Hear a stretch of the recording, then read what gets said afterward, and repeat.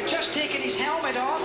That's quite a good sign, Jim, because medics don't take helmets off unless there's a good reason to do so in a lot of cases, because they don't want to move a driver's neck or his back. Yeah, what's those jaws of life, as they are called, the cutters that pry open a race car to enable them to get the man out. So obviously, Ongais is still trapped in that car.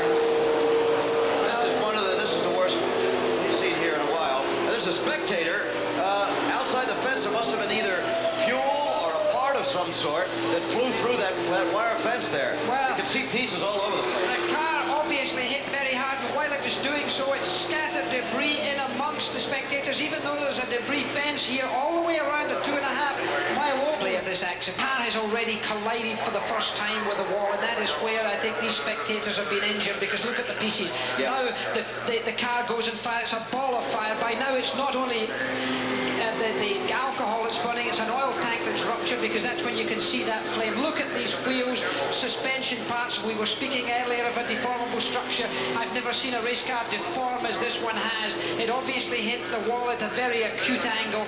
Can you imagine a race driver is in that car right now? All we can do is hope and pray that he is in good condition. He's certainly in good. Jackie, the only hope I can see is first that the car did tear itself apart as it's supposed to do, and secondly, although we can't see an alcohol fire, it looks as if he might have been out in front of all the fire in the car. This is mere guesswork, naturally. Well, that is sure to be the case. He certainly was running ahead of it. This is Mark, right there. The car burst into flames. It was a terrible crash. The rescue squad worked nearly 10 minutes before they were able to free Ongais from the remains of his car. And we'll take another look at it again right here.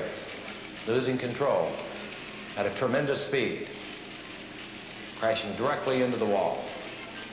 USAC officials are uncertain why the crash occurred, but they will review tapes of the race.